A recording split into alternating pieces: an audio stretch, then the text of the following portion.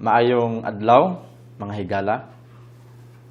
Salamat kayo sa Ginoo niini nga adlaw magpadayon na sadta sa pagtuon sa iyang pulong diya sa unang Timoteo. O hapit na gyud mga igsoon mahuman kini nga series nga atong pagtuon ug siguro nga daghan ang mga gitudlo sa Ginoo alang sa matag usa kanato labi na sa mga pangulo, kita nga mga naluwas, kita nga mga tumutuo. O bisan kanako igsoon daghan kayo nga mga tudlo ang gitudlo sa Ginoo nga ni kanako pinaagi sa akong pagtuon usab niini nga libro sa unang Timoteo. O ginaot usab nga diya sa matag usa kanato sa hinapos nga mga bahin, mga pagtuon nato sa unang Timoteo. Dako kini panalangin alang sa atong tagsa ka mga kinabuhi. Karon magpadayon ta sa pagtuon diya ta sa mga balikon. Sa miaging episode nakatuon kita mahitungod sa kinahanglanon nga pagtagad sa mga trabahante sa ilang mga agalon. Una sa tanan, kinahanglan mga igsoon nga magtahod ang mga trabahante sa ilang mga agalon sa tanang pagtahod kay mao kini ang ilaang trabaho. Kinahanglan nga magtrabaho insakto ang mga trabahante kung gatan-awon sila sa ilang mga agalon ug bisan gani kung dili sila gatan-awon, mag-initiative sila sa pagtrabaho kung unsay angay trabahoon. Nga sa walay igsapayan, nga sa kinasingkasing, magtrabaho gid sila para kang Ginoo. Ang pagtahod sa mga trabahante sa ilang mga agalon, alang man kang Hesus, ug kinahanglan nga isipon mga igsoon nga ang ilang gasilbihan mao gid si Hesus. Kay kung mao ang nakapuno sa ila ang mangunahuna diya sa mga trabahante ang ila ang pagsilbi kang Hesus, sayon kaayo ang pagtuman sa trabaho nga gisangon sa mga agalon ngadto sa mga trabahante. Ang tanan natong gabuhaton mga igsoon, tanan gyud kinahanglan nga atong buhaton. Ingon nga alang sa Ginoo ug dili alang sa tao, dili alang sa atong mga agalon o sa atong mga isigkatawo, apan ang tanan alang man kang Hesus. Kinahanglan nga ang mga trabahante dili mangawkaw, apan ipakita hinuon nila ang ilang pagkakasaligan ug ang kinasingkasing nilang pag-alagad sa ilang mga agalon. Kung kasaligan kita nga mga trabahante ug gabuhaton nato ang tanan alang gyud sa Ginoo, naa kita'y madawat nga panulundon gikan kaniya nga maoy atong ganti nga madawat. Gisaad gyud kini ni Hesus mga igsoon. Busa mga igsoon importante kini nga mga tudlo alang sa tanan gyud nga mga trabahante nga nailalom sa agalon. Nga angay hinumduman o angay timan-an, angay ikinabuhi sa mga ulipon. Kung ikaw sa katrabahante, hinumdumi kini ng mga mahinungdanon kaayong kamatuoran. Basahon nato pag-usab ang atong memory verse sa niaging episode para agi review sa atong mga hunahuna ug mahinungdanon kini nga mga bersikulo mga igsoon. Sumala diya sa Kolosas, Kapitulo 3, bersikulo 23. Bisan unsa ang inyong buluhaton, buhata kini sa kinasingkasing, ingon nga alang sa Ginoo ug dili sa tao. Maayo kaayo nga memory verse diya sa pulong sa Dios nga gapahinumdom alang sa matag usa. Trabahante ka man, ulipon ka, agalon, bisan unsa nga trabaho nato, igsoon buhato nato sa kinasingkasing para sa Ginoo ug dili para sa tao. Sa dili pa kita magpadayon sa pagtuon sa unang Timoteo nga mo'y atong tun-an karon, nasa kita'y basahon nga mga bersikulo mahitungod sa mga agalon. Kung agalon ka, paminawa kini pag-ayo, isip usa ka pahinumdom. Diya sa pulong sa Dios sa Efeso Kapitulo 6, bersikulo 9, ug kamong mga agalon, buhata usab ngadto kanila ang sama niini, hunungan na ang pagpanghulga kanila. Ingon nga nasayod kamo nga ang ila og ang iniusab nga agalon sa ato pang agalon sa agalon ug ang agalon sa ulipon managsama ra sila og tinuod nga agalon. Espirituhanong agalon nga mao si Hesus. Mao kini ang anaa sa langit nga agalon sa agalon ug agalon sa ulipon. Ug nga siya walay pinalabi sa mga tao. Usa ka pahinumdom alang sa mga agalon nga importante magbinantayon sila sa ilang pagtagad sa ilang mga trabahante. Kinahanglan nga magbantay sa mga sulti, magbantay sa lihok, magbantay kung unsaan nila pagtagad ang ilang mga trabahante. Pahinumdom ra gini. Ug sumala usab sa unang Timoteo kapitulo 5, bersikulo 18. Kay ang kasulatan nag-ingon, ayaw sampungi ang baba sa baka sa diyang maggiyo kini sa trigo, ug ang mamumuo takos sa pagdawat sa iyang suhol. Si Pablo gyud nagtudlo diha sa pulong sa Dios nga kinahanglan nga suhulan ang gahagop, ang trabahante, ang ulipon, kinahanglan suhulan sa insakto nga suhol sa mga agalon kay gahago man sila.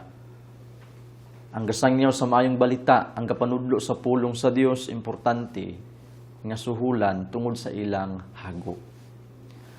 Ug sumala usab sa Santiago kapitulo 5 bersikulo 4. Tan-awa, ang mga suhol nga inyong gitikas gikan sa mga mamumuo nga nag-ugmad sa inyong kaumahan nagsinggit. Ug ang mga singgit sa mga nag-ani midangat sa mga dalunggan sa Ginoo sa mga panon. Nagisgot kini mahitungod sa mga agalon nga dili maayo ang ilaang paghatag og suhol ngadto sa ilang mga trabahante o sa ilang mga ulipon. Buti pasabot nga gitikasan nila ang ilang mga trabahante ba. Wala nila suhulan og insakto nga suhol sumala sa hago sa ilang trabahante. Sa ato pa, kinahanglan nga ang mga agalon dili maghulga sa ilang mga trabahante apan ila hinuon ayohon pagtagad uban sa kalumo ang ilang mga trabahante. Ug kinahanglan nga suhulan sa mga agalon ang ilang mga trabahante matagting suhol sa walay langan o pangatarungan. Kay kinahanglan bayat nila ang ilang suhol tungod sa ilang hago. Kung malangan ang suhol sa trabahante mga igsoon, kinahanglan nga naay insakto nga sabot aron maklaro lugar, maklaro sa trabahante kung kanus aniya madawat ang iyang suhol. Kung ikaw nga agalon, dili nimo ihatag ang suhol sa imong mga trabahante kadto nga salapi nga imong gitikas gikan sa imong mga trabahante. Mahimong saksi, bato kanimo ug mosinggit kadto atubangan sa Dios nga mabintahaon ka nga agalon ba. Angayan ka nga mahadlok gid sa Dios kung imong bintahaan ang imong mga trabahante. Usa kini kadakong pahinumdom alang sa mga agalon. Karon, padayon na kita sa pagtuon sa unang Timoteo kapitulo 6. Ug naa na kita sa sunod nga bahin nga gahisgot mahitungod sa tudlo og sukwahi. Basahon nato mga igsoon ang unang Timoteo kapitulo 6 bersikulo 3 ngadto sa 5. Kung adunay tawo nga nagtudlo og sukwahi niini ug wala muuyon sa maayong mga pulong sa atong Ginoong Hesukristo ug sa pagtulun-an nga sibo sa pagkadiyosnon, kini siya nagpagarbo sa iyang kaugalingon. Wala siya'y nahibaluan, kundili nagkabuang sa mga pakiglantugi o pakiglalis nga musangpot sa kasina, pagbahin-bahin, pagsulti o pagdaot sa uban, daotan nga mga katahap, o paglalis sa mga tao nga dunot, o panguna-huna, o nakabsan sa kamatuoran. Nagdahom nga ang pagka-Diyos nun mo ipaagi sa pagpadato. Sumala sa pulong sa Diyos nga atong gibasa mga igsuon. Ingon ni Apostol Pablo, kung adunay mga tao diya sa iglesia ang nagtudlo og sukwahi sa insakto nga pagtulunan sama sa pagtulunan sibo sa pagkadiyos nun lugar nga dili mosubay sa kamatuoran kadtong mga tawhana nagpagarbo lang sa ilang kaugalingon. O dili kini mga maayo nga mga tao, mga mini kini nga mga magtutudlo nga naa diya sa iglesia nga gapatuo sila sa ilang kaugalingon nga sila ang insakto ang ilang gaitudlo, pero mga igsuon sila gagamiton ni Satanas para ang iglesia o ang mga magtotoo mabahin-bahin diya sa iglesia. Busa dako kini nga bantayanan. Nakatuon kita sa miaging mga episode nga gidisiplina nilang Pablo ang duha sa mga pangulo sa iglesia Efeso. Kay gaipaka-importante nila mga igsoon ang pagtudlo sa balaod ni Moises. O gipahayag ni Pablo nga wala gani sila makasabot sa ilang gipamatuod mahitungod sa balaod ni Moises. Kay nagtuo sila og nagtudlo nga maluwas ang tao pinaagi sa pagtuman sa balaod. Busa gidili ni Pablo ang pagpabarog sa balaod ni Moises diya sa iglesia. Nakasulod gani sa iglesia Efeso ang mga balaod mahitungod sa gidili nga mga pagkaon.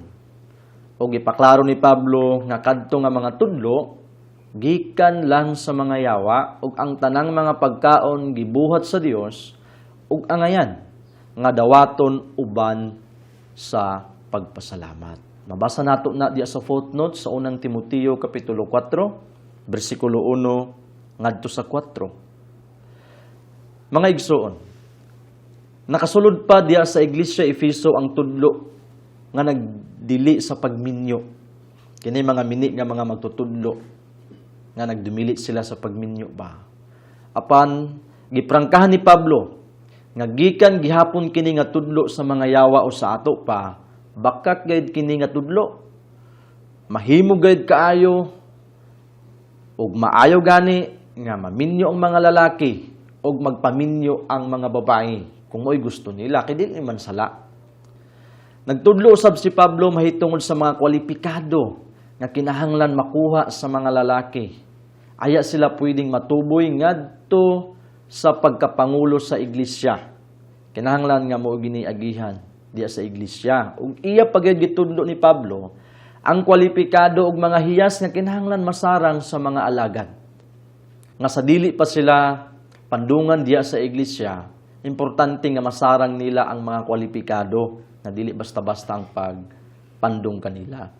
Gipahayag ni Pablo mga igsoon ang mahitungod sa bagay nga pagpamisti sa mga babae diya sa iglesia o gitudlo niya nga dili tugutan ang mga babae nga mahimo silang pastora sa iglesia o mahimo silang pangulo sa iglesia sa kinatibuk-an ba o sa pagpanudlo sa pulong sa Ginoo ug sa pagampo sa atubangan panahon sa pagsimba. Gitudlo ni Pablo mga igsoon nga mianhi si Hesus sa kalibutan aron sa pagluwas sa mga makasasala ug nag-ingon siya nga siya ang labaw sa mga makasasala. Gitistigos ni Pablo mismo ang iyang kaugalingon nga mas labaw siya. Usara gayud ang paagi aron maluwas ang mga tao ug mao kini ang mainiton nga giwali ni Pablo ug ipamatudan niya ang kamatuoran nga kinahanglan wala gay laing ampuan sa mga tao si Ginoo ra gyud. Walay lain ba? Aron makabot ang atong mga pag-ampo ngadto sa Dios. Kinahanglan nga maoray gay atong ampuan mga igsoon ang Dios kay si Kristo Jesus ra ang tigpataliwala sa Dios ug sa mga tao ba. Dili kinahanglan nga mobalik ta sa atong mga pag-ampo sa daang mga tinuohan. Importante nga si Jesus ra ang tigpataliwala nasabtan nato kana ngadto sa Dios ug diya ra ta mobarog sa kamatuoran. Nahibalo kita nga ang tuyo ni Pablo sa iyang pagsulat sa unang Timoteo. Mga igsoon aron man mahimbawan ni Timoteo ug sa tanang mga magtotoo kung unsaon nila paggawi diha sa sulod sa panimalay sa Dios nga mao ang iglesia. Basa nato na sa footnote sa unang Timoteo. Kung gusto mo magbasa, palihog basahan ninyo. Ug nahibalo usab kita igsoon kung unsa ang gitugo ni Kristo pinaagi kang Pablo mahitungod sa mga byuda diya sa iglesia. Ang mahitungod sa espesyal nga grupo sa mga mag-aalagad nga mga byuda nga nagpanuigon ug 60 pataas. Kining tanan atong nahimbaw-an diya sa 1 Timoteo. Ug nahibalo usab kita mga igsoon sa tugon ni Kristo nga kinahanglan tahuron sa mga trabahante ang ilang mga agalon sa tanan gayud nga pagtahod kay mao kini ang kabubuton sa Dios. Mao kini ang giingon sa pulong sa Dios nga sundon, tuuhan ug tumanon sa mga trabahante ngadto sa ilang mga agalon. Basta daghan ang gipanudlo ni Pablo ilalom sa giya sa Dios mahitungod sa tanang kalihukan diha sa iglesia ug dinhi sa 1 Timoteo kapitulo 6 bersikulo 3 ngadto sa 5 mga igsuon. Gipaklaro ni Pablo nga kung adunay tawo nga nagtudlo og sukwahi niini ug wala muuyon sa maayong pagtulun-an o maayong mga pulong sa atong Ginoong Hesukristo ug sa pagtulun-an nga sibo lugar sa pagka-Diosnon. Adtong tawhana nagpaggarbo sa iyang kaugalingon. Garbuso siya kaayo kay gipalabi niya ang iyang kaugalingong imbento nga doktrina ug ang mga tudlo mismo sa Dios. Gibatikos o gisupak gani niya. Kadto nga tawo igsoon, ang taong gabatikos sa pulong sa Dios ug musukwahi niini, garbuso gyud. Karon nga naka-review na kita mahitungod niini, balik ko nato pag-usab sa pagbasa ang mga bersikulo mahitungod sa mga tudlo ug sukwahi nga atong gatun-an karon nga episode. Sa 1 Timoteo kapitulo 6, bersikulo 3 ngadto sa 5. Kung adunay tawo nga nagtudlo og sukwahi niini ug wala muuyon sa maayong mga pulong sa atong Ginoong Hesukristo ug sa pagtulun-an nga sibo sa pagka-Diosnon, kini siya nagpagarbo sa iyang kaugalingon. Wala siya nahibaluan, kundili nagkabuang sa pagpakiglantugi o pagpakiglalis nga mosangpot sa kasina, pagbahin-bahin, pagsulti o pagdaot sa uban, daotan nga mga katahap, o paglalis sa mga tao nga dunot, o panguna-huna, o nakabsan sa kamatuoran. Nagdahom nga ang pagka-Diyos nun mo ipaagi sa pagpadato. Sa ato pa, ang tao nga nagtudlo sa sukwahi sa pulong sa Dios mga igsoon, prangka nga pagkaistorya, garbuso man siya kaayo kay gusto ganit niyang labuan ang Dios. Kay gabatikos ganit siya sa pulong sa Dios. Isingit niya ang kaugalingong gusto ug isalikway niya ang pulong sa Dios ba. Bisan mo unay kamatuoran, muni insakto. Pero tungod kay gusto kay sa iyang kalibutanon nga kasing-kasing, mo iisingit niya. Mo hinungdan nga masukwahi gid siya gikan niini. Kini nga tawo garbuso man. Wala siya nahibaluan kay gisalikway niya ang atong bugtong nga agalon o Ginoo si Hesukristo ug nagtuis siya sa grasya sa Dios. Dili ka kumpensaan kining mga tawhana diya sa iglesia nga gisgutan ni Apostol Pablo ug gitudlo niya ngadto kang Timoteo ug sa tanan na kining mga tawhana nga mga mini nga mga magtutudlo nga nadiya sa iglesia. Delikado gayud kini sila. Ug mingon ang pulong sa Dios mga igsuon nga wala sila'y kaikog sa pagpabusogra sa ilang kaugalingon. Mauray gipakabililhon nila gitagaag bili ang ilarang kaugalingon nga pagpabusog ba. Kunuhay aron ingnon nga gaatiman sila sa mga karnero o sa panon apan ang tinuod aron ingnon naman ang tinuod igsuon ilarang kaugalingon ang ilang gaipabusog. Susama sa usa ka sambingay kini nga mga tawhana o mini nga mga magtutudlo, mga kahoy sila nga walay mga bunga sa panahon sa tingbunga. Ug kun ato silang obserbahan mga igsuon, panid-an lugar, Maklaro kung unsay nakapuno sa ilang mga kasing-kasing nga mao ang daotan nga mga katahap. Ang pakiglantugi nga mosangpot lang sa kasina ug ang pagtudlo sa bakak nga mga doktrina nga gahatag ra og problema diha sa iglesia.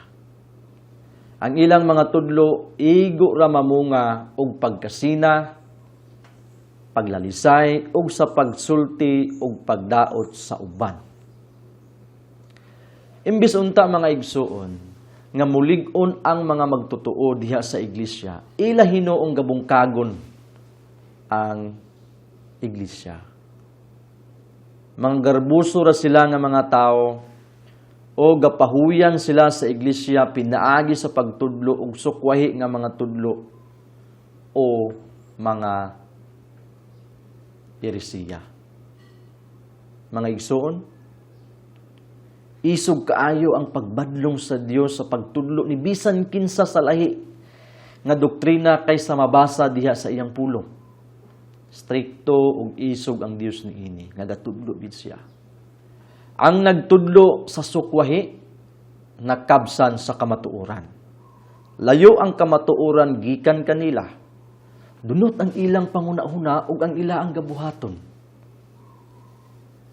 Binata man o bataot ba? Bisan unta kung mga hamtong na sila, apan mga bataot gyapon o binata ang ilaang gawi panguna-huna.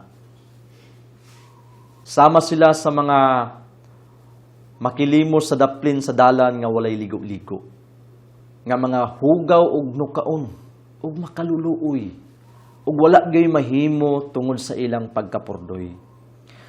Kurap ang ilang mga unahuna ingon ang Dios. Og nagdahom sila mga igsuon nga ang pagka-Dios nun maoy paagi sa pagpadato. Arong ingnon ra ang ilaang pagka-Dios nun. Basin gadala sila Biblia, basin gaadto sila sa simbahan ingon ana nga mga mini nga mga magtutudlo. Apan arong ingnon ra ang ilang pagka-Dios nun, pero luyon ining tanan, takuban raman. Og ang ilaang katuyuan mao ang pagpadato.